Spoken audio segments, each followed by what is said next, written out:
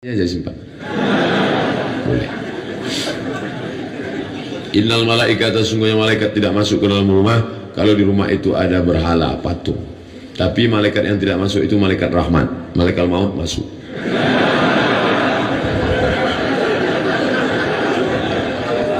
Kalau salat qada diperbolehkan, apa dalilnya?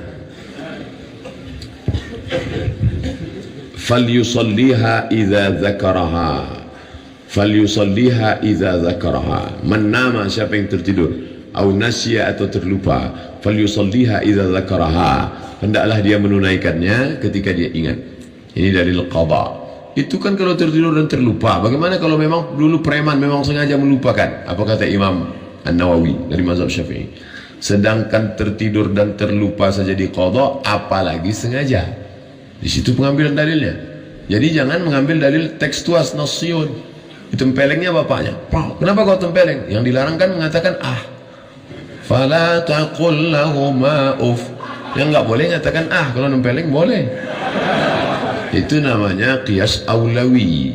Sedangkan mengatakan ah aja enggak boleh, apalagi nempeleng.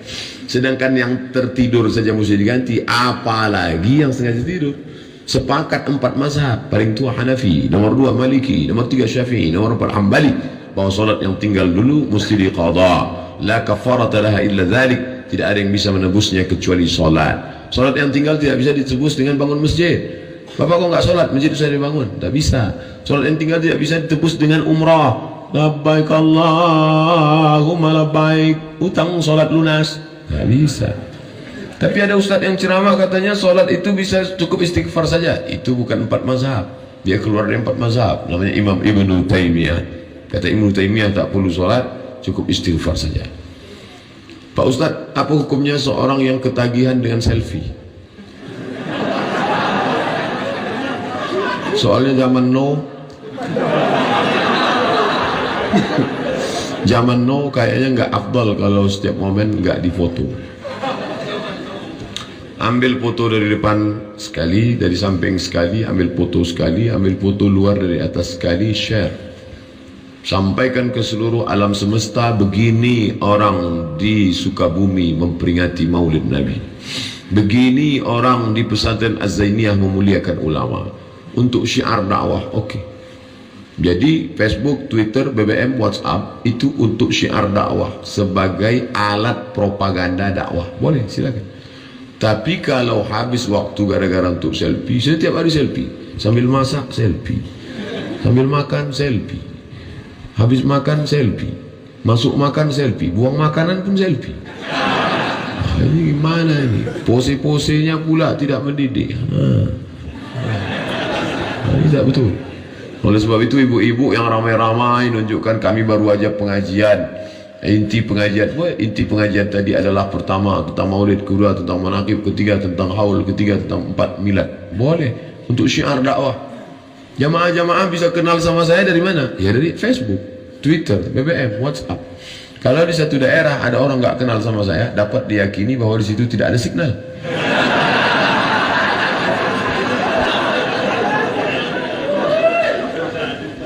Bolehkah makan sesajen dimakan atau makanan yang habis dipakai sembahyang orang Cina? Itu ritual ibadah. Wala ana a'budu ma'abattum wa la antum a'buduna ma'abud lakum dinukum waliyadin. Kalau dia datang beri kita makanan, dia kasih kita buah, boleh. Karena tidak terkait dengan ritual ibadah. Dia kasih kita kue kotak, halal, label halal, boleh. Tapi kalau sudah terkait dengan ritual ibadah, maka kita dilarang tegas.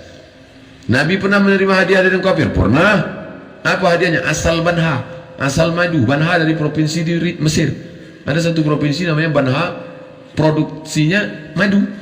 Lalu kemudian Nabi diberi minum, diminum Nabi madu sampai habis. Itu dalil kalau mereka kasih makanan boleh, tapi madu halal. Ada madu yang haram, ibu-ibu paling tak suka itu.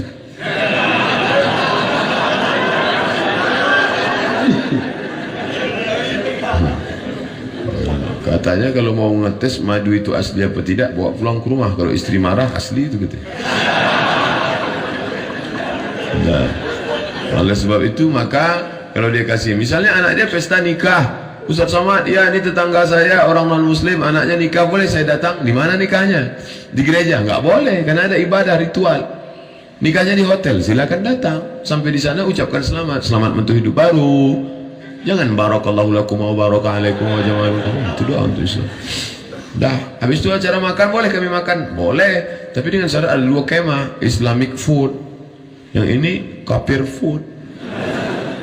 Kamu makan di sini tempat Islam, cateringnya catering Islam. Jangan mampir, nanti habis makan sini dia mampir ke sini. Loh,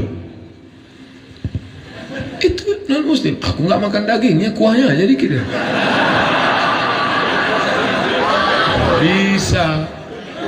Nggak bisa begitu. Ini harus kita jaga. Ini sekarang umat ini terbagi 2, ekstrim kanan, yang benar hanya saya, selain dari saya sesat, kafir. Ekstrem kanan, yang ekstrem kiri semua benar.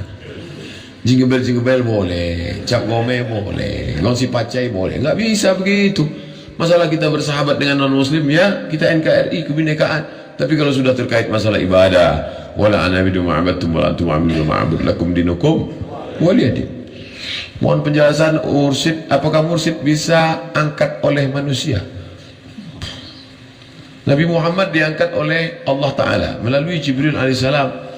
Lalu kemudian sahabat bermusyawarah mengangkat khalifah. Naiklah Umar, Abu Bakar Siddiq. Itu diangkat oleh manusia. La tajtami ummati ala dalalatin. Tidak mungkin umatku itu berkumpul dalam kesesatan. Berkumpul beberapa orang mursyid, lalu mengangkat mursyid menurut ilmu mereka, pandangan batinnya. Ittaqu firasatal mu'min, hati-hati terhadap firasat orang beriman. Fa innahu yanzur binurillah, dia memandang dengan pandangan Allah. Menurut hematku ini yang layak diangkat. Tapi dia mengangkat dirinya sendiri tak bisa. Siapa yang angkat kamu? Ana. Yang selalu menyebut ana dalam Al-Quran itu ada 4. Yang pertama, ana rabbukumul a'la, iblis. Yang kedua, innama Innama utituhu ilmin ala indi ana Qarun. Yang kedua, yang ketiga, ana khairun minhu, iblis. Maka kalau ada orang mengatakan sedikit-sedikit, siapa benar? Ana, saya. Bro, yang selalu nyebut aku itu ada 4. Yang pertama iblis, yang kedua Fir'aun, yang ketiga Qarun, yang keempat ente. Diangkat oleh orang yang berilmu. Apakah semua muslim wajib bertarekat? Tarekat itu jalan, cara. Jadi kata Syekh Said Mansi, Syekh Said Mansi Al-Hasani Al-Maliki, murid dari Syekh Muhammad Alawi Al-Hasani Al-Maliki, murid Said Alawi. Saya ketemu Said Alawi tahun 2000 waktu haji. Setelah itu beliau meninggal di Makkah. Beliau punya murid namanya Said Mansi Al-Hasani Al-Maliki. Lalu ada pertanyaan, Syekh, apakah orang mesti bertarekat? Kata beliau, semua kita ini bertarekat. Lalu tarekat apa? Itu banyak. Ada tarekat Sanusiyah, ada tarekat Ja'fariyah, ada tarekat Syaziliyah, ada tarekat Naqsyabandiyah, ada tarekat Qadiriyah. Kemudian Syekh Al-Imam Khatib Sambas mengkombinasikan antara tarekat Qadiriyah dengan Naqsyabandiyah. Tapi beliau orangnya tidak takbur, dia tidak bawa nama dia, maka dia buat TKN, tarekat Qadiriyah wa Naqsyabandiyah, jalan. Lalu saya, tarekat kita ini apa? Kata murid bertanya kepada Said Mansi, tarekat kita ini tarekat Alawiyah, Sadatil Alawiyin, yaitu menuntut ilmu, belajar. Nah, jadi mesti berguru. Sebenarnya ketika orang berguru, punya kitab, dia sedang bertarekat, dia sedang jalan. Hanya saja jalan ini ada yang naik mobil, ada yang naik pesawat, ada semua yang datang kemari sampai. Ada tadi yang naik sepeda, ada yang naik ojek, ada yang naik gojek, ada yang naik grab, ada yang naik kapal selam, ada yang semua sampai. Oleh sebab itu maka ikutlah. Tapi menurut saya yang paling cepat cocoknya ini, itu ijtihad dia. Ini tentang masalah tarekat, itu artinya jalan. Jalan apa? Jalan menuju Allah. Perjalanan itu maka disebut dengan Sayrus Salikin. Satu kitab ditulis oleh Syekh Abdul Somad Al-Falimbani. Falimbani orang Palembang.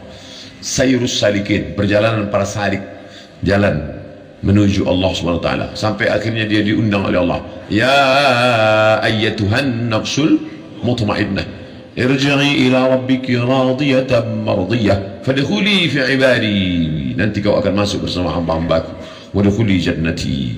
Mudah-mudahan kita termasuk bersama dengan Pangersa Abah, Pangersa Uwa dan para ulama-ulama insyaallah. Kalau boleh minta dalilnya Pak Ustaz, dalilnya umum, fas'alu ahla zikri, bertanyalah kepada orang yang tahu, in kuntum la ta'lamun, kalau kamu tak tahu. Maka Syekh Mursyid itu orang yang tahu dalam hal batin, dalam hal spirit, dia yang beritahu. Begitu sahabat bertanya kepada Nabi, tabi'in bertanya kepada sahabat, tabi'in bertanya kepada tabi'in. Karena kita begitu juga dengan mazhab, dalam fikih mazhab. Saya tak tahu, maka saya pakai mazhab Syafi'i. Menurut saya nggak perlu bermazhab itu Pak Ustaz. Berarti ente imam mazhab yang kelima. Orang yang mengatakan tidak perlu bermazhab, dia sudah buat mazhab kelima. Anak kerja di bank BUMN, bagian bersih-bersih. Apakah anak dapat dosanya juga Pak Ustaz? La'anallahu akilar riba, Allah melaknat yang makan riba, wa mukilahu yang diberi makan riba, wa katibahu pegawai pencatat penulisnya, wa syahidaihi menjadi saksinya. Saya sarankan carilah kerjaan lain yang tidak ada syubhat, yang bersih. Karena kalau kita makan yang syubhat, yang haram, menjadi hijab. Banyak pun kita berzikir terrinding gara-gara makan haram. Suatu ketika Ibrahim bin Adham makan korma. Biasanya bisa dia sholat maghrib di Makkah, sholat isya di Madinah. Malam itu tak bisa. Dia heran, kenapa? Padahal tak ada makan haram. Rupanya siang tadi dia makan biasanya satu tumpuk korma itu 7. Dia beli, dari itu tukang jualnya salah hitung, dia buat 8. Makan satu saja yang begitu bisa rusak hijab kita dengan Allah. Jangan heran terhalang, gelap. Ilmu tasawuf bukan ilmu fikih, halal, haram, makruh, mubah, tapi dia ilmu menjadi penghalang, al-wusul ilallah, al-arif billah, menjadi penghalang untuk mengenal Allah. Ini ilmu namanya zauq. La ya'rif man lam yadhuq. Orang tak tahu kalau tak pernah merasakannya. Rasa, ilmu rasa. Bagaimana rasa Ustadz ketika minum teh di Jawa Barat? Pahit. Beda sama di Sumatera, tehnya manis. Lama saya termenung tadi, kenapa teh di sini tak ada yang manis? Sampai akhirnya nampaknya Kiai Aang tahu apa yang ada dalam hati saya. Beliau sendiri menjawab. Apa kata beliau? Ustadz jangan heran kalau di sini teh tidak manis, karena orang Jawa Barat manis-manis. Itu ternyata rahasia. Rasa tidak bisa diceritakan dengan kata, karena kata terlalu miskin untuk mewakili rasa. Oleh sebab itu ketika para ulama tasawuf bercerita tentang rasa, akhirnya dia didustakan orang. Anal haq. Maka disebut itu dengan syatahat. Allah fi jubbati, Allah dalam jubahku. Pada saat itu dia sedang bercerita tentang rasa. Bapak-bapak pun ketika cerita tentang rasa, istrinya nggak nyambung. Adinda, kan ku nanti kau 1000 tahun lamanya. Kata istrinya, abang bilang 1000 tahun, 50 aja udah batu. Karena rasa tidak bisa diwakili dengan, maka ungkapkanlah dengan la ya'rif man lam yadhuq. Oleh sebab itu, rasakan bagaimana makan nikmat, rasakan manisnya zikir. Tadi Kiai mengatakan bersenda gurau dengan Allah dalam hati orang beriman. Qalbul mu'min baina asabi ar-Rahman. Hati orang beriman antara jari jemari Allah Subhanahu wa taala. Di dalam hati itu juga benci, dalam hati itu juga cinta, dalam hati itu juga marah, dalam hati itu juga bersemayam ma'rifatullah. Oleh sebab itu kita mau hati ini bersih, jangan sampai kena makanan riba, makan haram tadi. Kalla bal rana ala qulubihim. Ada satu titik dalam hati mereka, satu titik menodai hati mereka. Kalau kita beli kuali wajan putih dari aluminium, silver, yang pertama kali hitam adalah hatinya. Ketika kita letakkan mau masak dodol, yang pertama kali hitam adalah bagian tengahnya. Setelah lama-lama hitam-hitam, ujung-ujungnya telinganya pun hitam. Begitu juga kalau orang banyak makan haram subuhat ini, terus akhirnya hitam. Kalaupun dia punya jamaah, kalaupun dimuliakan orang, sebenarnya istidraj, sedang dimainkan oleh setan. Dipanjangkan umur, diberikan kuasa, diberikan jamaah banyak. Maka saya kalau sudah ketemu jamaah dalam hati saya, ini nikmat atau istidraj?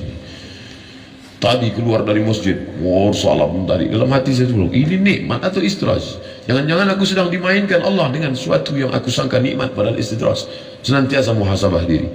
Sanastadrijuhum min haitsu la ya'lamun. Kami permainkan mereka dengan istidraj. Kami panjangkan umurnya, kami berikan harta banyak, kami buat dia masyhur, padahal kami sedang mempermainkan dia. Nauzubillah. Senantiasa muhasabah diri. Senantiasa. Kalau kau sedang bersalaman dengan orang, tanganmu dicium orang, jangan pernah kau merasa kau lebih mulia. Orang yang mencium itulah lebih mulia. Karena dia sedang mengamalkan sunnah Nabi, karena dia sedang memuliakan ulama. Adapun engkau belum tentu lebih mulia daripada dia. Ketika dalam hatimu ada terbersit bahwa kau lebih mulia, la yadkhulul jannah, tak masuk surga. Man kana fi qalbihi, siapa yang dalam hatinya mithqala habatin min khardal min kibrin, ada sombong sebesar biji sawi. Bagaimana kita dalam memilih teman? Saya punya banyak teman yang suka mabuk-mabukan. Mereka tak pernah menawari atau mengajak saya untuk minum alkohol, karena mereka tahu saya tak suka. Bagaimana Pak Ustaz? Apakah pertemanan saya itu? Maka bertemanlah dengan orang baik-baik. Mujalasatus salihin, tombo ati, ono 5 perkara ni. Yang kelima, mujalasatus salihin, duduk dengan orang saleh. Duduk dengan tukang las, mungkin kita tidak kena apinya, tapi bau kita paling tidak bau karbit. Duduk dengan tukang minyak wangi, paling tidak kena. Kami dulu waktu kuliah di Mesir, setiap mau pergi ke masjid, mampir ke tempat tukang minyak wangi. Agak 3 toko, dah mampir, dapat minyaknya. Haji. Halal. Kalau masuk kita ke tempat tukang ikan, ikannya tak dapat, bau ikannya dapat. Oleh sebab itu jangan sampai. Saya mau ngajak mereka Pak Ustaz. Apakah kau kuat? Kalau kau kuat, okey lanjutkan. Kalau tidak, jangan sampai engkau seperti tukang pancing dia ikan. Kau sangka kau akan mancing dia, ternyata ikan paus, kau dimakannya. Hati-hati. Apa hukumnya memelihara anjing Pak Ustaz? Maniqtana kalban. Siapa yang memelihara anjing? Bukan anjing untuk berburu rusa, untuk makan. Bukan pula anjing untuk menjaga kebun, tanaman, takut diambil babi. Hanya untuk hobi melihara. Dikurangi 1 hari amalnya sebesar Bukit Uhud. Bukit Uhud itu panjangnya 7 km. Begitu. Memerah dia kalau petang disinari matahari. Tegak di atas bukit Jabal Rumat, tempat pemanah, lihatlah Bukit Uhud. 1 hari amalmu dikurangi 7 km, sementara amalmu sebesar bisul. Berarti kau setiap hari min. Apakah benar jika kita melihara anjing setiap hari kita akan dikurangi? Betul. Ada satu lagi. Kenapa setiap membaca dari waktu duha pakai takbir? La ilaha illallah wallahu akbar. Bismillahirrahmanirrahim wadduha. Karena ketika itu lama wahyu tidak turun. Sampai-sampai Ummu Jamil, istri Abu Lahab, mengejek, wadda'aka syaitan. Muhammad, setanmu sudah meninggalkan engkau. Dijawab Allah, ma wadda'aka rabbuka wa ma qala. Allah tidak meninggalkanmu. Bertakbir Nabi ketika turun surat Ad-Duha. Allahu Akbar. Nabi senang turun surat Ad-Duha. Jibril, kenapa lama betul engkau turun? Sampai aku diejek istri Abu Lahab. Aku lama turun karena ada bangkai anak anjing di bawah tempat tidur. Sampai akhirnya Khawlah mengambil dengan batang sapu. Bangkai anak anjing saja Jibril tak mau turun, apalagi anjing herder 2 ekor. Apakah malaikat itu takut sama anjing? Malaikat tidak takut sama anjing, tapi malaikat tidak mau satu majlis dengan najis. Malaikat besar, uli ajnihatin, punya sayap, masna 2 sayap, wasulasa 3 sayap, warubah 4 sayap. Anjing kecil, disentilnya aja pingsan anjing. Baru dia berteriak aja mati itu anjing. Semoga sehat selalu Pak Ustaz. Amin. Kami mencintaimu. I love you too.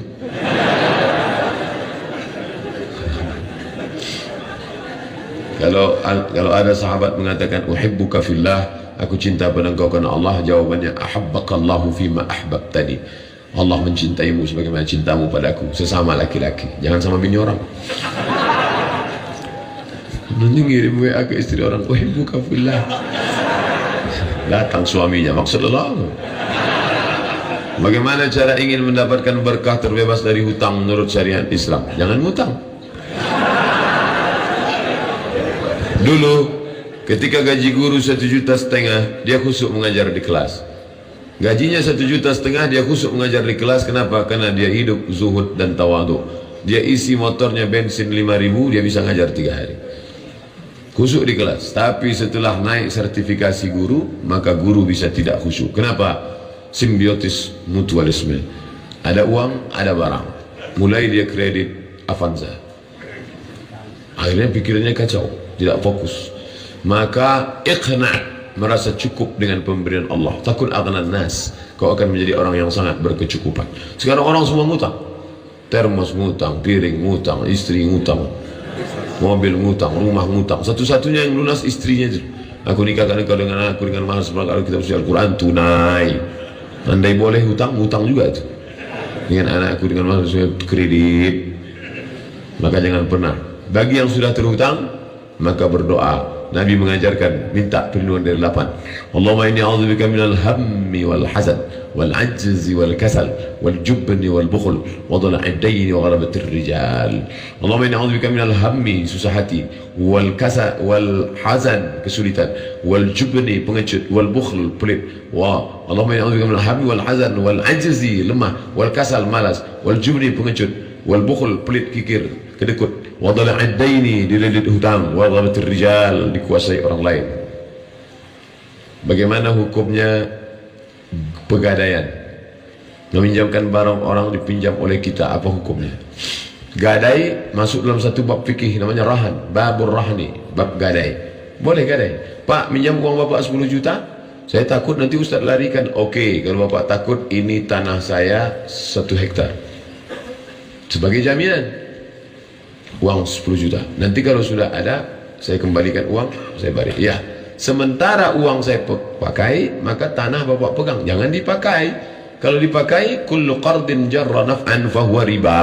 Setiap pinjaman mengambil manfaat, maka manfaatnya itu riba. Meminjamkan barang orang lain yang dipinjam oleh kita. Meminjamkan barang orang lain yang dipinjam oleh kita. Kita minjam motor orang, dah, motor dia kita pinjamkan ke orang. Wah, ini bahaya. Apalagi kalau dia suka melarikan. Jangankan motor, anak gadis orang pun dilarikannya, apalagi motor. Jadi tanggung jawab kita 2 kali lipat. Oleh sebab itu kalau tidak betul-betul amanah, jangan, bahaya. Bagaimana menyikapi seorang ayah yang anak-anaknya tidak bertanggung jawab? Menyikapi seorang ayahnya anak-anak yang tidak bertanggung jawab. Ayah tidak bertanggung jawab, maka di akhirat akan dituntut karena dia zalim. Ittaquz zulma, takutlah kamu perbuatan zalim. Fa inna zulma zulumatun yaumal qiyamah. Perbuatan zalim akan jadi kegelapan pada hari kiamat. Adapun anak-anak yang tidak bertanggung jawab pada orang tua. Ustaz, ya, emak kami sudah meninggal, terus ayah kami tidak kami kasih nikah. Oh, ini bahaya. Kalau kamu berbakti kepada ayahmu, maka nikahkan, cari. Kalau kamu takut ayahmu mencari, kamu yang mencarinya. Ini seorang bapak mengadu kepada Ustaz. Apa kata anaknya? Papa nggak usah bingung ya. Nanti papa kalau mau terbang ke Singapura ada kakak, mau terbang ke Surabaya ada adik, mau terbang ke Jakarta ada. Apa kata bapaknya? Kalian terbang khusus yang kalian pikirkan. Kemana aku ingat kalian tak pikirkan? Maka berbakti pada orang tua. Berbakti pada orang tua, senangkan hatinya. Kalau ada pecandu narkoba, pezina, di dunianya dia senang, bahagia. Hukumannya di akhirat nanti. Tapi kalau ada orang durhaka pada orang tua, hebatnya hukuman durhaka. Orang durhaka pada orang tua, di dunia dapat, di akhirat dapat. Pasti itu, anaknya pasti durhaka.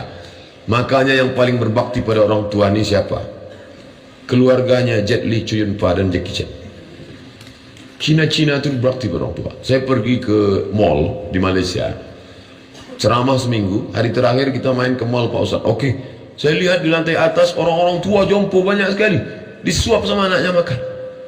Ternyata anak-anak mereka mau meliburkan diri 1 hari untuk menyiapkan, karena mereka percaya menyenangkan hati orang tua akan menurunkan rezeki. Hanya hoki lah, hanya cincai-cincai lah, kencong-kencong lah. Senang hati mereka. Senangkan hati orang tuamu. Kalau masih hidup dia di rumah, belikan kain, belikan baju, belikan makanan, belikan. Senangkan hatinya. Banyak orang menganggap, orang tua kan nggak perlu baju baru. Justru makin tua dia makin ingin baju baru. Orang tua saya ini udah nggak terkontrol lagi Pak Ustaz. Kami belikan baju, dia pakai baju sobek. Dia ngomong ke tetangga, lihatlah teganya anakku. Kami berikan makanan, dia ngomong ke tetangga, anakku nggak kasih makan. Sabar, karena dia sudah sampai ila ayyurda ila adzalil umur, usia hina. Tak lagi bisa membedakan mana makanan, mana kotoran. Dia sudah pikun, mukhtalid. Oleh sebab itu jaga dia. Bagaimana menghadapi orang tua ni Pak Ustaz? 3 jurus. Diam. Lagi diam. Lagi diam. Orang tua seperti Quran buruk. Dibaca tak terbaca, dibuang berdosa. Orang tua seperti Quran buruk. dibaca tak terbaca, dibuang berdosa. Lalu gimana? Biarkan aja sampai hilang sendiri. Jangan sampai kau durhaka pada orang tua. Ustaz enak aja ngomong. Memangnya Ustaz nggak punya orang tua? Orang tua saya ada, umurnya 70 tahun, mak saya. Dia tak pernah manggil saya Ustaz. Mat, senangkan hati. Kita tak pernah tua di depan orang tua. Kita walaupun sudah 40 tahun umur saya, di hadapan orang tua itu tetap anak yang baru pandai berjalan, yang sedang lucu-lucunya dulu. Maka jangan pernah kita menceramai orang tua kita. Jangan mentang-mentang udah ngaji, mentang-mentang udah ustaz, panggil orang tua, papa, mama sini, assalamualaikum warahmatullahi wabarakatuh. Jangan.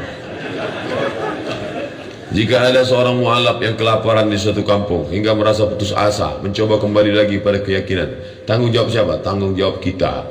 Makanya setelah kita Islamkan dia, bukan sekedar kasih kain sarung, kasih mukena, buatkan mu'alaf center. Di Pekanbaru kita buat mu'alaf center, ada pengajiannya, ada buka bersama, diberi buku, diberi kajian. Ada absennya. Dia, si Anu kemana posisinya sekarang? Masih Islam atau sudah murtad? Si Anu gimana? Nah, ini. Kalau tidak, ini tanggung jawab kita semua bersama. Jangan sampai setelah itu dia hilang, tiba-tiba dia kembali ke agama yang lama. Na'udzubillah. Ayyadi Allah bika rajulan wahidan khairum min humurin na'am. Satu orang dapat hidayah karenamu lebih baik daripada seekor unta yang merah, kendaraan termahal zaman Nabi. Satu orang dapat hidayahmu. Ini dulu negeri bukan mayoritas orang santri, tapi mayoritas orang-orang tidak baik. Kemudian berapa orang dapat hidayah karena Kiai Haji Zainul Abidin Bazul Ashab tiba-tiba menjadi negeri santri. Maka ini menjadi pelajaran penting buat kita santri-santri, tanamkan keyakinan, baca biografi Tuan Guru, baca biografi Pangersa Uwa, baca biografinya, bawa, tenang. Itulah gunanya kita baca, karena kita lupa. Makanya baca manaqib, baca manaqib, baca manaqib. Untuk apa? Membangkitkan semangat kita lagi bahwa oh ternyata dia dulu kemari. Ini pesantren langsung besar begini atau gimana? Dulu hanya bangunan kecil Pak Ustaz. Kemudian berkembang menjadi 8 hektar. Akan ada perluasan tanah. Dari mana didapat bangunan mewah, megah, besar, cantik seperti ini? Dari mana? Perjuangan panjang. Maka ini semua harus kita jadikan sebagai cambuk dalam diri kita. Bagaimana hukumnya seorang murid mencium tangan guru mursyidnya, sedangkan mereka bukan mahram? Begitu pula dengan sesama rekan. Tadi beberapa jamaah bersalaman dengan saya, dia kasih kain, hail namanya, pembatas. Di situ saya pahami bahwa orang tarekat Qaririyah Naqsabandiyah diajarkan mursyid gurunya, karena beberapa yang saya lihat dimasukkannya tangannya gini, Ustaz. Nah, kalau ada sini tak bersentuh, ya tak apa-apa, tak bersentuh. Saya termasuk yang bagian, tapi kalau ada yang membolehkan, mungkin dia tengok dalil lain. Tapi dari beberapa yang bersalaman tadi saya lihat dia pakai oh berarti ternyata diarahkan untuk wallahu a'lam bishawab. Itu yang dapat saya sampaikan, yang baik-baik dari Allah Ta'ala, yang tak baik dari hamba Allah yang baik. Saya sampaikan jam 11, sekarang jam 12.40, berarti saya ceramah 60 tambah 40 pas 100 menit. Masya Allah, seperti di setting saja. Kedatangan saya, orang-orang yang saya temui pas ulang tahun yang ke-37, buku saya juga 37 masalah populer. Masya Allah, umur juga 37, oh enggak, umur udah 40. Mudah-mudahan semua yang kita lakukan ini menjadi amal soleh, insya Allah. Ini aja simpan. Boleh. Innal malaikata, sungguhnya malaikat tidak masuk ke dalam rumah kalau di rumah itu ada berhala, patung. Tapi malaikat yang tidak masuk itu malaikat rahmat, malaikat maut masuk.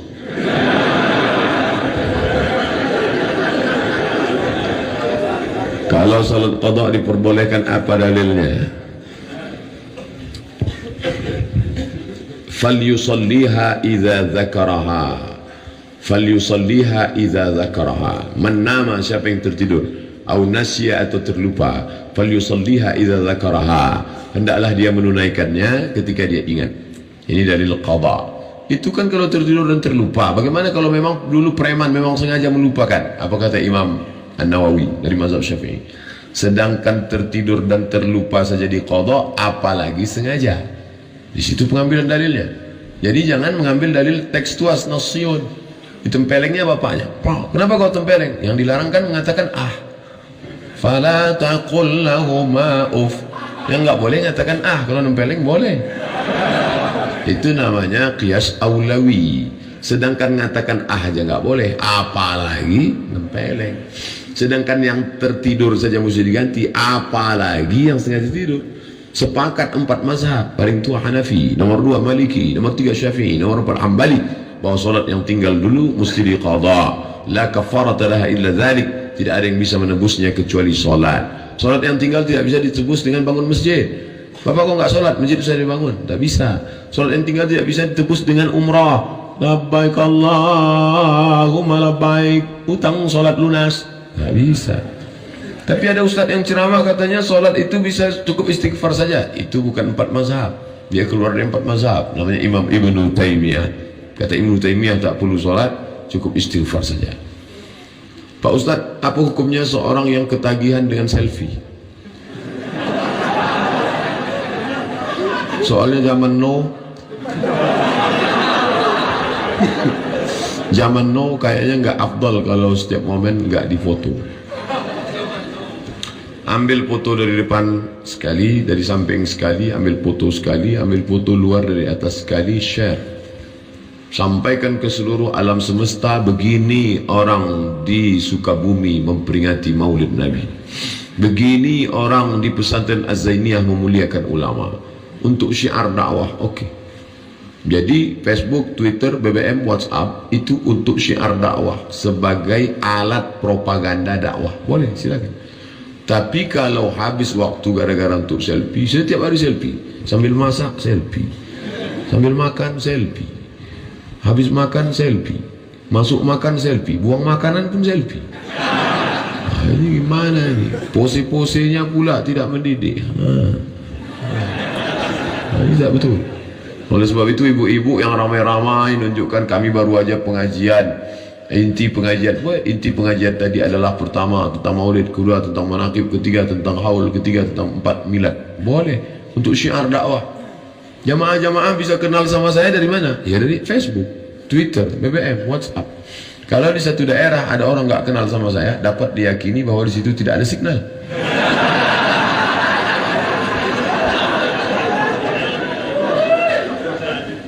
Bolehkah makan sesajen dimakan atau makanan yang habis dipakai sembahyang orang Cina? Itu ritual ibadah. Wala ana a'budu ma'abattum wa la antum a'buduna ma'abud lakum dinukum waliyadin. Kalau dia datang beri kita makanan, dia kasih kita buah, boleh. Karena tidak terkait dengan ritual ibadah. Dia kasih kita kue kotak halal, label halal, boleh. Tapi kalau sudah terkait dengan ritual ibadah, maka kita dilarang tegas. Nabi pernah menerima hadiah dari kafir? Pernah. Apa hadiahnya? Asal Banha, asal madu. Banha dari provinsi di Mesir. Ada satu provinsi namanya Banha, produksinya madu. Lalu kemudian Nabi diberi minum, diminum Nabi madu sampai habis. Itu dalil kalau mereka kasih makanan boleh, tapi madu halal. Ada madu yang haram, ibu-ibu paling tak suka itu.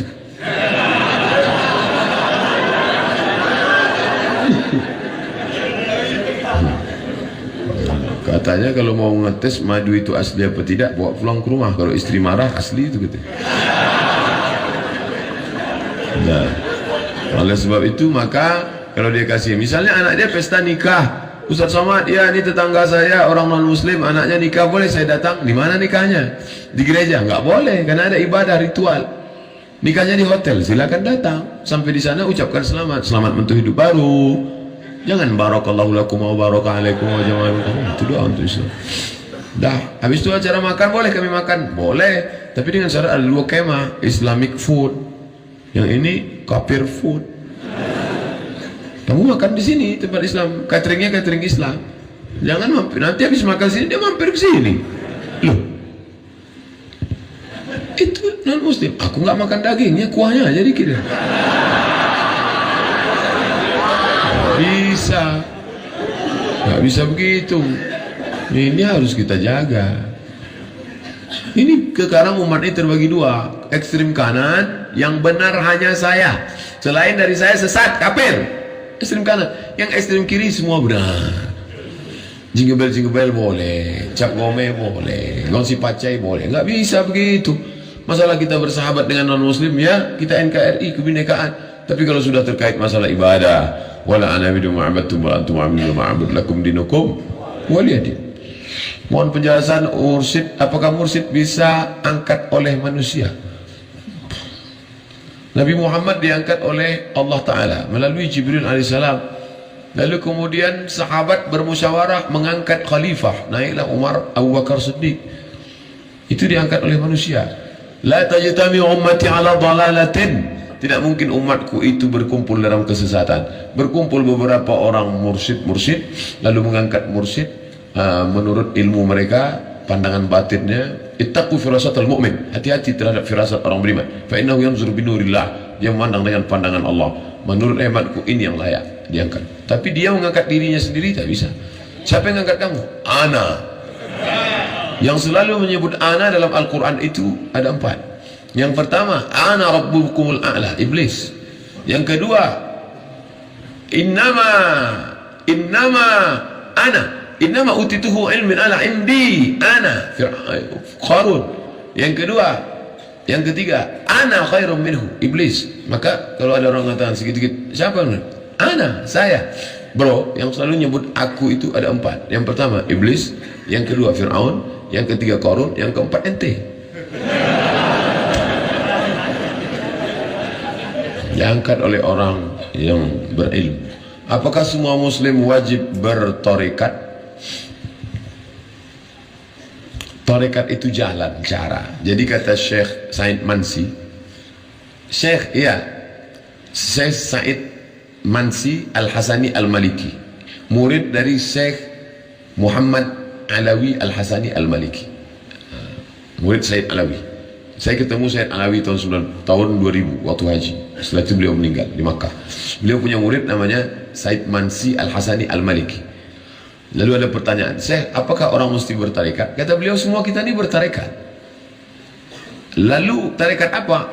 Itu banyak. Ada tarekat Sanusiyah, ada tarekat Ja'fariyah, ada tarekat Syaziliyah, ada tarekat Naqsyabandiyah, ada tarekat Qadiriyah.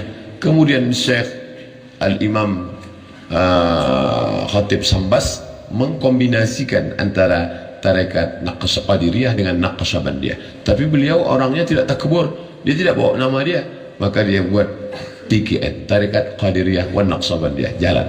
Lalu saya, tarekat kita ini apa? Kata murid bertanya kepada Said Mansi, tarekat kita ini tarekat Alawiyah, Sadatil Alawiyin, yaitu menuntut ilmu, belajar. Jadi mesti berguru. Sebenarnya ketika orang berguru, punya guru, punya kitab, dia sedang bertarekat, dia sedang jalan. Hanya saja jalan ini ada yang naik mobil, ada yang naik pesawat, ada semua yang datang kemari sampai. Ada tadi yang naik sepeda, ada yang naik ojek, ada yang naik gojek, ada yang naik grab, ada yang naik kapal selam, ada yang naik, semua sampai.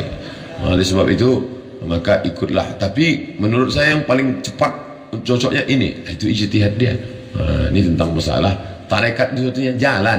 Jalan apa? Jalan menuju Allah. Perjalanan itu maka disebut dengan Sayrus Salikin. Satu kitab ditulis oleh Syekh Abdul Somad Al-Falimbani. Falimbani orang Palembang. Sayrus Salikin, perjalanan para salik, jalan menuju Allah SWT. Sampai akhirnya dia diundang oleh Allah. Ya ayyatuhan nafsul mutmainnah, irji'i ila rabbiki radiyatan mardiyah, fadkhuli fi ibadi. Nanti kau akan masuk bersama hamba-hambaku. Wadkhuli jannati. Mudah-mudahan kita termasuk bersama dengan Pangersa Abah, Pangersa Uwa dan para ulama-ulama insyaallah. Kalau boleh minta dalilnya Pak Ustaz. Dalilnya umum, fas'alu ahla zikri. Bertanyalah kepada orang yang tahu, in kuntum la ta'lamun, kalau kamu tak tahu. Maka Syekh Mursyid itu orang yang tahu dalam hal batin, dalam hal spirit. Dia yang beritahu. Begitu sahabat bertanya kepada Nabi, tabi'in bertanya kepada sahabat, tabi'in bertanya kepada tabi'in. Karena kita begitu juga dengan mazhab. Dalam fikih mazhab, saya tak tahu, maka saya pakai mazhab Syafi'i. Menurut saya enggak perlu bermazhab itu Pak Ustaz. Berarti ente imam mazhab yang kelima. Orang yang mengatakan tidak perlu bermazhab, dia sudah buat mazhab kelima. Anak kerja di bank BUMN, bagian bersih-bersih. Apakah anak dapat dosanya juga Pak Ustaz? La'anallahu akilar riba, Allah melaknat yang makan riba, wa mukilahu yang diberi makan riba, wa katibahu pegawai pencatat penulisnya, wa syahidaihi menjadi saksinya. Saya sarankan carilah kerjaan lain. yang tidak ada syubhat, yang bersih. Karena kalau kita makan yang syubhat, yang haram, menjadi hijab. Banyak pun kita berzikir terrinding gara-gara makan haram. Suatu ketika Ibrahim bin Adham makan korma. Biasanya bisa dia sholat maghrib di Makkah, sholat isya di Madinah. Malam itu tak bisa. Dia heran, kenapa padahal tak ada makan haram. Rupanya siang tadi dia makan biasanya satu tumpuk korma itu 7. Dia beli, dari itu tukang jualnya salah hitung, dia buat 8. Makan satu saja yang begitu bisa rusak hijab kita dengan Allah. Jangan heran terhalang, gelap. Ilmu tasawuf bukan ilmu fikih, halal, haram, makruh, mubah, tapi dia ilmu menjadi penghalang al-wusul ilallah, al-arif billah, menjadi penghalang untuk mengenal Allah. Ini ilmu namanya zauq. La ya'rif man lam yazuq. Orang tak tahu kalau tak pernah merasakannya. Rasa, ilmu rasa. Bagaimana rasa Ustadz ketika minum teh di Jawa Barat? Pahit. Beda sama di Sumatera, tehnya manis. Lama saya termenung tadi, kenapa teh di sini tak ada yang manis? Sampai akhirnya nampaknya Kiai Aam tahu apa yang ada dalam hati saya. Beliau sendiri menjawab. Apa kata beliau? Ustadz, jangan heran kalau di sini teh tidak manis, karena orang Jawa Barat manis-manis. Wih, itu ternyata rahasia.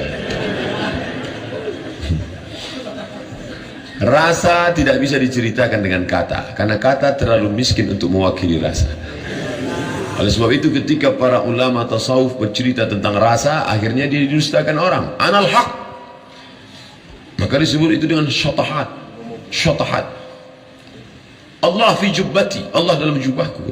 Pada saat itu dia sedang bercerita tentang rasa. Bapak-bapak pun ketika cerita tentang rasa, istrinya nggak nyambung. Adinda, kan ku nanti kau 1000 tahun lamanya. Kata istrinya, abang bilang 1000 tahun, 50 aja udah batu. Karena rasa tidak bisa diwakili dengan, maka ungkapkanlah dengan la ya'rif man lam yadhuq. Oleh sebab itu, rasakan bagaimana makan nikmat, rasakan manisnya zikir. Tadi Kiai mengatakan bersenda gurau dengan Allah dalam hati orang beriman. Qalbul mu'min baina asabi ar-rahman. Hati orang beriman antara jari jemari Allah Subhanahu wa taala. Di dalam hati itu juga benci, dalam hati itu juga cinta, dalam hati itu juga marah, dalam hati itu juga bersemayam ma'rifatullah. Oleh sebab itu kita mau hati ini bersih, jangan sampai kena makanan riba, makan haram tadi. Kalla bal rana ala qulubihim. Ada satu titik dalam hati mereka, satu titik menodai hati mereka. Kalau kita beli kuali wajan putih dari aluminium, silver, yang pertama kali hitam adalah hatinya. Ketika kita letakkan mau masak dodol, yang pertama kali hitam adalah bagian tengahnya. Setelah lama-lama hitam-hitam, ujung-ujungnya telinganya pun hitam. Begitu juga kalau orang banyak makan haram subuhat ini, terus akhirnya hitam. Kalaupun dia punya jamaah, kalaupun dimuliakan orang, sebenarnya istidraj, sedang dimainkan oleh setan. Dipanjangkan umur, diberikan kuasa, diberikan jamaah banyak. Maka saya kalau sudah ketemu jamaah dalam hati saya, ini nikmat atau istidraj? Tadi keluar dari masjid, salam tadi dalam hati saya bilang, ini nikmat atau istidraj? Jangan-jangan aku sedang dimainkan Allah dengan sesuatu yang aku sangka nikmat padahal istidraj. Senantiasa muhasabah diri. Sanastadrijuhum min haitsu la ya'lamun. Kami permainkan mereka dengan istidraj. Kami panjangkan umurnya, kami berikan harta banyak, kami buat dia masyhur, padahal kami sedang mempermainkan dia. Na'udzubillah. Senantiasa muhasabah diri, senantiasa. Kalau kau sedang bersalaman dengan orang, tanganmu dicium orang, jangan pernah kau merasa kau lebih mulia. Orang yang mencium itulah lebih mulia, karena dia sedang mengamalkan sunnah Nabi, karena dia sedang memuliakan ulama. Adapun engkau belum tentu lebih mulia daripada dia. Ketika dalam hatimu ada terbersit bahwa kau lebih mulia, la yadkhulul jannah, tak masuk surga, man kana fi qalbihi, siapa yang dalam hatinya mithqala habatin min khardal min kibrin, ada sombong sebesar biji sawi. Bagaimana kita dalam memilih teman? Saya punya banyak teman yang suka mabuk-mabukan. Mereka tak pernah menawari atau mengajak saya untuk minum alkohol, karena mereka tahu saya tak suka. Bagaimana Pak Ustaz? Apakah pertemanan saya itu? Maka bertemanlah dengan orang baik-baik. Mujalasatus salihin, tombo ati, ono 5 perkara nih. Yang kelima, mujalasatus salihin, duduk dengan orang saleh. Duduk dengan tukang las, mungkin kita tidak kena apinya, tapi bau kita paling tidak bau karbit. Duduk dengan tukang minyak wangi, paling tidak kena. Kami dulu waktu kuliah di Mesir, setiap mau pergi ke masjid, mampir ke tempat tukang minyak wangi. Agak 3 toko lah mampir, dapat minyaknya. Haji. Halal. Kalau masuk kita ke tempat tukang ikan, ikannya tak dapat, bau ikannya dapat. Oleh sebab itu jangan sampai. Saya mau ngajak mereka Pak Ustaz. Apakah kau kuat? Kalau kau kuat, oke lanjutkan. Kalau tidak, jangan sampai engkau seperti tukang pancing dari ikan. Kau sangka kau akan mancing dia, ternyata ikan paus. Kau dimakannya. Hati-hati. Apa hukumnya memelihara anjing Pak Ustaz? Maniqtana kalban. Siapa yang memelihara anjing? Bukan anjing untuk berburu rusa, untuk makan. Bukan pula anjing untuk menjaga kebun, tanaman, takut diambil babi. Hanya untuk hobi melihara. Dikurangi satu hari amalnya sebesar Bukit Uhud. Bukit Uhud itu panjangnya 7 km. Bukit Uhud. Memerah dia kalau petang disinari matahari. Tegak di atas Bukit Jabal Rumat, tempat pemanah, lihatlah Bukit Uhud. Satu hari amalmu dikurangi 7 km. Sementara amalmu sebesar bisul. Berarti kau setiap hari min. Apakah benar jika kita melihara anjing setiap hari kita akan dikurangi? Betul. Ada satu lagi. Kenapa setiap membaca dari waktu duha pakai takbir? La ilaha illallah wallahu akbar. Bismillahirrahmanirrahim wadduha. Karena ketika itu lama wahyu tidak turun. Sampai-sampai Ummu Jamil istri Abu Lahab mengejek, wadda'aka syaitan.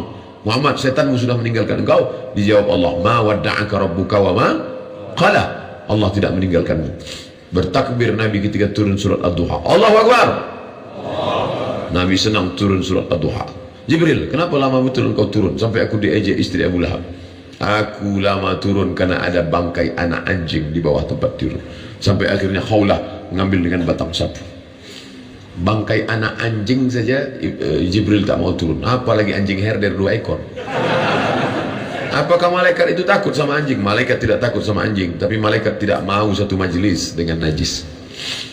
Malaikat besar, uli ajniatin, punya sayap, masna 2 sayap, wasulasa 3 sayap, warubah 4 sayap. Anjing kecil, disentilnya aja pingsan anjing. Baru dia berteriak aja mati itu anjing. Semoga sehat selalu Pak Ustaz. Amin. Kami mencintaimu. I love you too.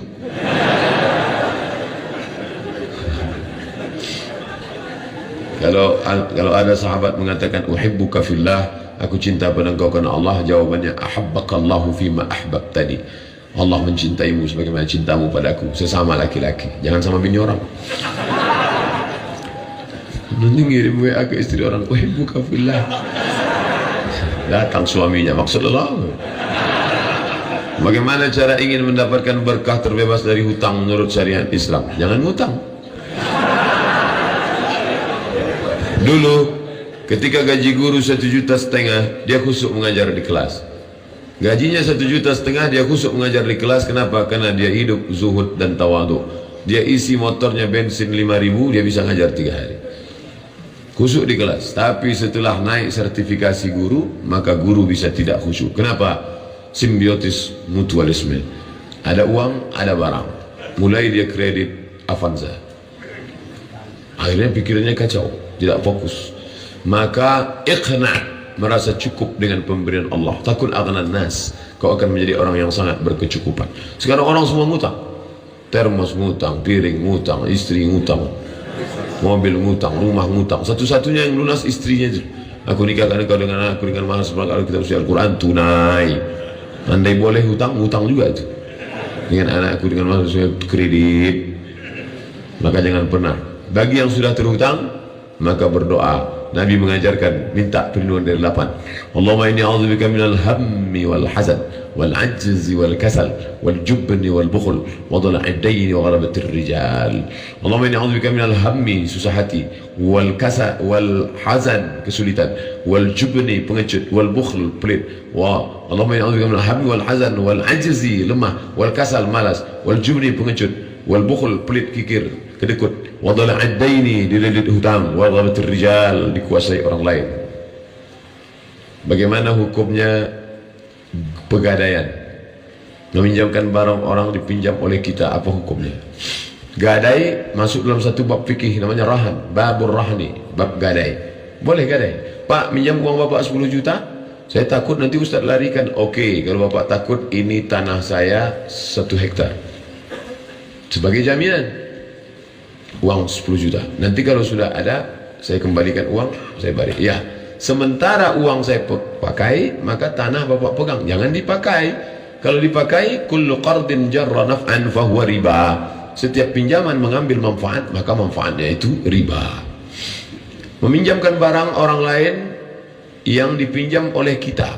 Meminjamkan barang orang lain yang dipinjam oleh kita. Kita minjam motor orang, dah, motor dia kita pinjamkan ke orang. Nah, ini bahaya. Apalagi kalau dia suka melarikan. Jangankan motor, anak gadis orang pun dilarikannya.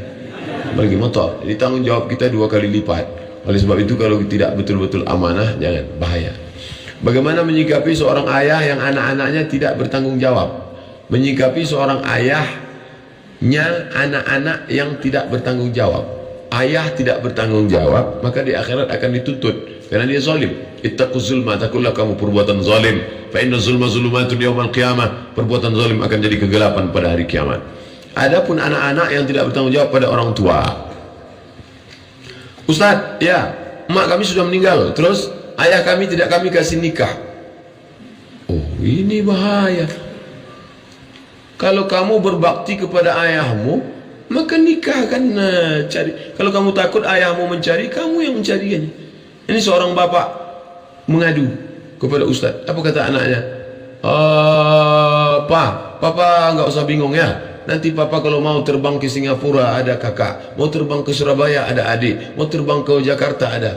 Apa kata bapaknya? Kalian terbang khusus yang kalian pikirkan. Kemana aku ingat kalian tak pikirkan? Maka berbakti pada orang tua. Berbakti pada orang tua, senangkan hatinya. Kalau ada pecandu narkoba, pezina, di dunianya dia senang, bahagia. Hukumannya di akhirat nanti. Tapi kalau ada orang durhaka pada orang tua, hebatnya hukuman durhaka. Orang durhaka pada orang tua, di dunia dapat, di akhirat dapat. Pasti itu, anaknya pasti durhaka. Makanya yang paling berbakti pada orang tua ini siapa? Keluarganya Jet Li, Chow Yun Fat dan Jackie Chan. Cina-Cina itu berbakti pada orang tua. Saya pergi ke mall di Malaysia, ceramah seminggu. Hari terakhir kita main ke mall Pak Ustaz. Oke, saya lihat di lantai atas orang-orang tua jompo banyak sekali, disuap sama anaknya makan. Ternyata anak-anak mereka mau meliburkan diri 1 hari untuk menyiapkan, karena mereka percaya menyenangkan hati orang tua akan menurunkan rezeki. Ayah hoki lah, ayah cincai-cincai lah, kencong-kencong lah. Senang hati mereka. Senangkan hati orang tuamu. Kalau masih hidup dia di rumah, belikan kain, belikan baju, belikan makanan, belikan. Senangkan hatinya. Banyak orang menganggap, orang tua kan nggak perlu baju baru. Justru makin tua dia makin ingin baju baru. Orang tua saya ini udah nggak terkontrol lagi Pak Ustaz. Kami belikan baju, dia pakai baju sobek. Dia ngomong ke tetangga, lihatlah teganya anakku. Kami berikan makanan, dia ngomong ke tetangga, anakku nggak ngasih makan. Sabar, karena dia sudah sampai ila ayyurda ila adzalil umur, usia hina. Tak lagi bisa membedakan mana makanan, mana kotoran. Dia sudah pikun, mukhtalid. Oleh sebab itu jaga dia. Bagaimana menghadapi orang tua ni Pak Ustaz? 3 jurus. Diam. Lagi diam. Lagi diam. Orang tua seperti Quran buruk. Dibaca tak terbaca, dibuang berdosa. Orang tua seperti Quran buruk. Dibaca tak terbaca, dibuang berdosa. Lalu gimana? Biarkan aja sampai hilang sendiri. Jangan sampai kau durhaka pada orang tua. Ustaz enak aja ngomong. Memangnya Ustaz nggak punya orang tua? Orang tua saya ada. Umurnya 70 tahun. Mak saya. Dia tak pernah manggil saya Ustaz. Mat. Senangkan hati. Kita tak pernah tua di depan orang tua. Kita walaupun sudah 40 tahun umur saya, di hadapan orang tua itu tetap anak yang baru pandai berjalan, yang sedang lucu-lucunya dulu. Maka jangan pernah kita menceramai orang tua kita. Jangan mentang-mentang udah ngaji, mentang-mentang udah ustaz panggil orang tua. Papa, mama sini. Assalamualaikum warahmatullahi wabarakatuh. Jangan. Jika ada seorang mu'alaf yang kelaparan di suatu kampung hingga merasa putus asa, mencoba kembali lagi pada keyakinan, tanggung jawab siapa? Tanggung jawab kita. Makanya setelah kita Islamkan dia, bukan sekedar kasih kain sarung, kasih mukena, buatkan mu'alaf center. Di Pekanbaru kita buat mu'alaf center, ada pengajiannya, ada buka bersama, diberi buku, diberi kajian. Ada absennya. Dia si Anu kemana posisinya sekarang? Masih Islam atau sudah murtad? Si Anu gimana? Nah, ini. Kalau tidak, ini tanggung jawab kita semua bersama. Jangan sampai setelah itu dia hilang, tiba-tiba dia kembali ke agama yang lama. Nauzubillah. Ayyadiyallahu bika rajulan wahidan khairum min humurin na'am. Satu orang dapat hidayah karenamu lebih baik daripada seekor unta yang merah, kendaraan termahal zaman Nabi. Satu orang dapat hidayahmu. Ini dulu negeri bukan mayoritas orang santri, tapi mayoritas orang-orang tidak baik. Kemudian berapa orang dapat hidayah karena Kiai Haji Zainul Abidin Bazul Ashab tiba-tiba menjadi negeri santri. Maka ini menjadi pelajaran penting buat kita santri-santri, tanamkan keyakinan, baca biografi Tuan Guru, baca biografi Pangersa baca biografinya, bawa, tenang. Itulah gunanya kita baca. Kadang kita lupa, makanya baca manaqib. Untuk apa? Membangkitkan semangat kita lagi bahwa oh ternyata dia dulu kemari. Ini pesantren langsung besar begini atau gimana? Dulu hanya bangunan kecil Pak Ustaz, kemudian berkembang menjadi 8 hektar, akan ada perluasan tanah. Dari mana didapat bangunan mewah, megah, besar, cantik seperti ini? Dari mana? Perjuangan panjang. Maka ini semua harus kita jadikan sebagai cambuk dalam diri kita. Bagaimana hukumnya seorang murid mencium tangan guru mursyidnya, sedangkan mereka bukan mahram? Begitu pula dengan sesama rekan. Tadi beberapa jamaah bersalaman dengan saya, dia kasih kain. Hail namanya, pembatas. Di situ saya pahami bahwa orang tarekat Qadiriyah Naqsabandiyah diajarkan mursyid gurunya, karena beberapa yang saya lihat dimasukkannya tangannya gini, Ustaz. Nah, kalau ada sini tak bersentuh, ya tak apa-apa, tak bersentuh. Saya termasuk yang bagian, tapi kalau ada yang membolehkan mungkin dia tengok dalil lain. Tapi dari beberapa yang bersalaman tadi saya lihat dia pakai berarti ternyata diarahkan untuk wallahu a'lam bishawab. Itu yang dapat saya sampaikan, yang baik-baik dari Allah Ta'ala, yang tak baik dari hamba Allah yang baik.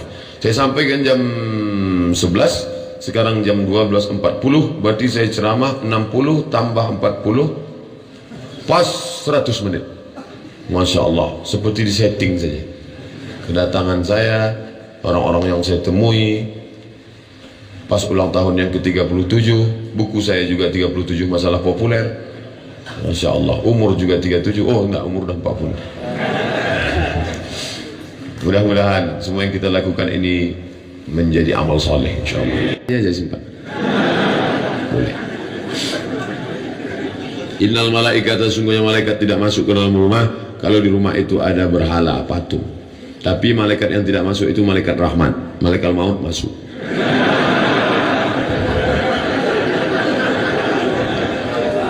Kalau salat qada diperbolehkan, apa dalilnya? Falyusalliha idza dzakaraha. Falyusalliha idza dzakaraha. Man nama, siapa yang tertidur, atau nasya atau terlupa, falyusalliha idza dzakaraha. Hendaklah dia menunaikannya ketika dia ingat. Ini dalil qada. Itu kan kalau tertidur dan terlupa. Bagaimana kalau memang dulu preman memang sengaja melupakan? Apa kata Imam An-Nawawi dari mazhab Syafi'i? Sedangkan tertidur dan terlupa saja di qada, apalagi sengaja. Di situ pengambilan dalilnya. Jadi jangan mengambil dalil tekstual nasyun. Ditempelengnya bapaknya. Kenapa kau tempeleng? Yang dilarang kan mengatakan fala taqul lahuma uff. Yang enggak boleh mengatakan kalau nempeleng boleh. Itu namanya qiyas aulawi. Sedangkan mengatakan aja nggak boleh, apalagi nempeleng. Sedangkan yang tertidur saja mesti diganti, apalagi yang sengaja tidur. Sepakat 4 mazhab, paling tua Hanafi, nomor 2 Maliki, nomor 3 Syafi'i, nomor 4 Hambali, bahwa solat yang tinggal dulu mesti diqadha. La kafarata laha illa dzalik. Tidak ada yang bisa menebusnya kecuali solat. Solat yang tinggal tidak bisa ditebus dengan bangun masjid. Bapak kok nggak solat, masjid bisa dibangun? Tidak bisa. Solat yang tinggal tidak bisa ditebus dengan umrah. Labbaik Allahumma labbaik, utang solat lunas, nggak bisa. Tapi ada ustadz yang ceramah katanya solat itu bisa cukup istighfar saja. Itu bukan 4 mazhab. Dia keluar dari 4 mazhab. Namanya Imam Ibnu Taimiyah. Kata Ibnu Taimiyah tak perlu solat, cukup istighfar saja. Pak Ustadz, apa hukumnya seorang yang ketagihan dengan selfie? Soalnya zaman now kayaknya nggak afdal kalau setiap momen nggak difoto. Ambil foto dari depan sekali, dari samping sekali, ambil foto sekali, ambil foto luar dari atas sekali, share. Sampaikan ke seluruh alam semesta, begini orang di Sukabumi memperingati Maulid Nabi. Begini orang di pesantren Az-Zainiyah memuliakan ulama. Untuk syiar dakwah, oke. Jadi Facebook, Twitter, BBM, WhatsApp itu untuk syiar dakwah, sebagai alat propaganda dakwah. Boleh, silakan. Tapi kalau habis waktu